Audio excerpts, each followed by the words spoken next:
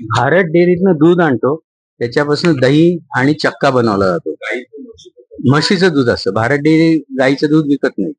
म्हशीचं दूध का म्हणजे गाईचं म्हशीचं दूध का वापरतो? म्हशीच्या दुधामुळे चक्का मिळतो पहिली गोष्ट.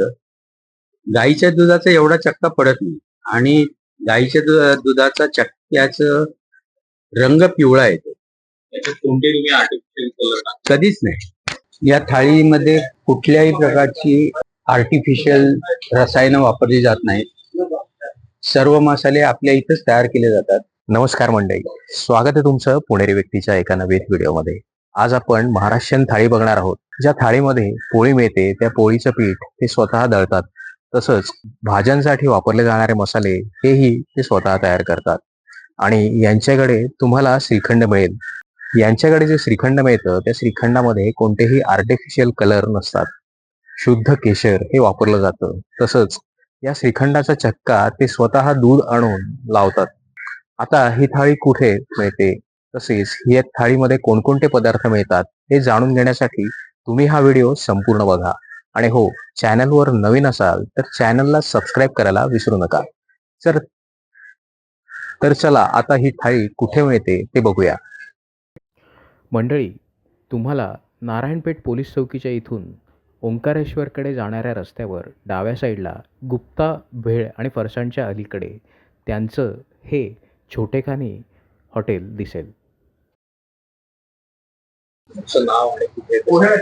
श्रीरंग घोटवडेकर, नारायणपेठ पोलीस चौकीच्या मागे स्नेह स्नॅक्स आणि रुचिरा टिफिन्स असे 2 फर्म आहेत.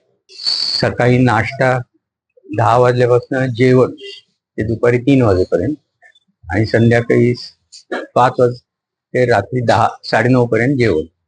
आणि गोल भजी पण आपण करतो. श्रीखंड आपलं घरचं असतं. त्याचप्रमाणे सर्व प्रकारची पिठं मिळतात, ती आपल्या इथंच दळली जातात आणि पिठं कॉम्पिटिटिव्ह रेटमध्ये आहेत. या थाळीमध्ये कुठल्याही प्रकारची आर्टिफिशियल रसायनं वापरली जात नाहीत. सर्व मसाले आपल्या इथंच तयार केले जातात. श्रीखंड मध्ये फक्त केशर वापरलं जातं, रंग वापरला जातो. दही आपल्या इथं स्वतःच असतं. थाळीमध्ये रोज वरण भात, मसाले भात, पुलाव, वेगवेगळ्या प्रकारच्या 2 भाज्या असतात. एक फळभाजी किंवा पालेभाजी आणि एक कडधान्याची उसळ. आजच्या थाळीमध्ये मिक्स कडधान्याची उसळ आहे, दोडक्याची भाजी आहे, काकडीची कोशिंबीर आहे, आमटी भात आहे, पोळी किंवा भाकरी जशी रिक्वायरमेंट प्रमाणे तुम्हाला मिळू शकते. भाकरीमध्ये 4 प्रकारच्या भाकरी असतात: ज्वारी, बाजरी, नाचणी आणि तांदूळ. या सगळ्या भाकऱ्या आपल्या ऑर्डर प्रमाणे आम्ही काढून देतो. ही मिक्स कडधान्याची उसळ आहे, ही दोडक्याची भाजी आहे, काकडीची कोशिंबीर आहे, फोडणीचं वरण आहे, या लोकवन गव्हापासून केलेल्या पोळ्या आहेत आणि या बासमती राईस आहे. या पोळ्याचं जे पीठ आहे ते तुम्ही स्वतः दळता? स्वतः का दळता? बाहेरून का दळून घेत नाही? बाहेरनं दळून घेण्यामध्ये रिस्क असते. ते त्याच्यामध्ये गिरणीवाले भेसळ करू शकतात. आमचा 1 नंबर गहू असतो लोकवनचा, ज्याची मार्केट यार्डची होलसेल किंमत 40 रुपये. हा गहू तुम्हाला किराणा मालाच्या दुकानात मिळणार नाही. आणि गिरणीवाले त्याच्यामध्ये 3 नंबर 4 नंबरचा गहू मिक्स करून ते दळून आम्हाला देतात. आणि किलो मागे 7-8 रुपये दळणाचे चार्जेस जातात, प्लस नेण्याची आणायची हमाली असते.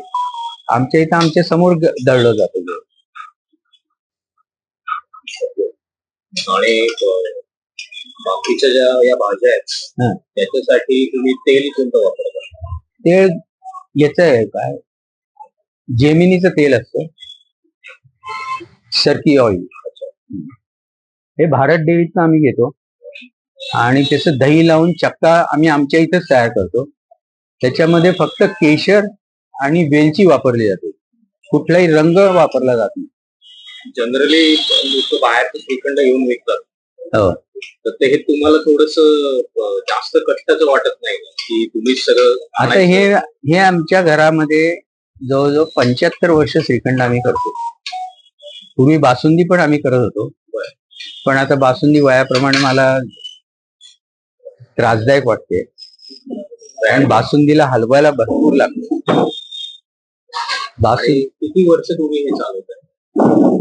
हे आता गेले 25 वर्ष मी करतोय. त्याच्या आधी माझी नोकरी होती आणि माझी स्वतःचे लाईव्ह स्टॉक होता. तर तो आता वयाप्रमाणे ते सगळे बिझनेस बंद केले.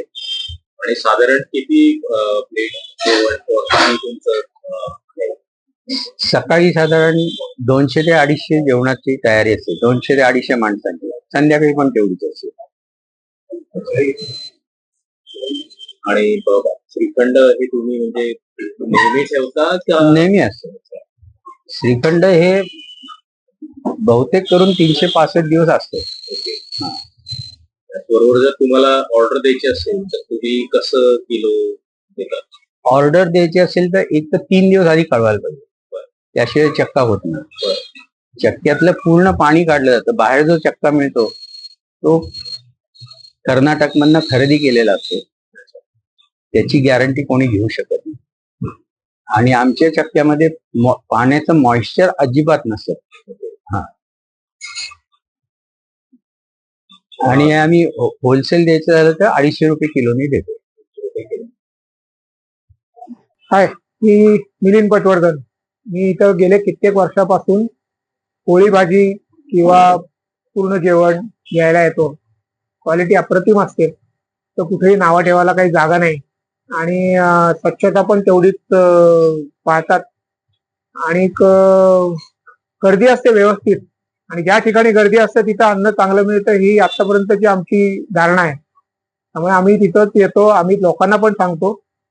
मी जर आउट ऑफ इंडिया असलो की आई वडिलांना नंबर दोघांचे शेअर केलेले असतात. ते कधी हे डिलिव्हर करतात, कधी कोणी येऊन घेऊन जातं. त्यामुळे ह्या एरियामध्ये सगळ्यात छान आहे.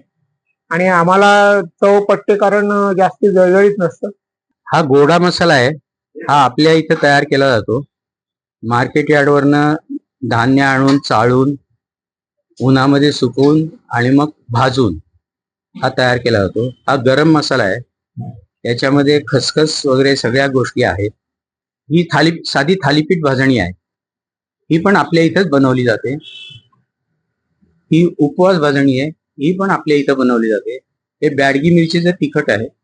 हे पण आपल्या इथंच बनवून दळलं जातं. हे विकता तुम्ही? हे पण विकलं जातं. काय काय? हा गोडा मसाला आहे. हा 800 रुपये किलोनी विकतो. हा गरम मसाला आहे. हा 1000 रुपये किलोनी विकतो.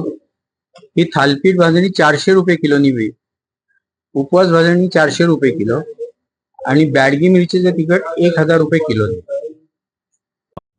एकंदरीत घरगुती चव, स्वतः तयार केलेले मसाले, स्वतःच्याच स्वयंपाकघरात बनवलेलं श्रीखंड आणि पोटभर समाधान देणारं जेवण, यामुळे ही महाराष्ट्रीयन थाळी एकदा नक्कीच तुम्ही ट्राय करा.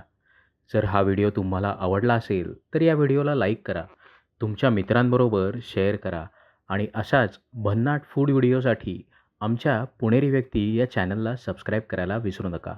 आता आपण भेटू पुढच्या व्हिडिओमध्ये एका नवीन चविष्ट ठिकाणी. तोपर्यंत खा, प्या आणि आनंदात रहा. धन्यवाद.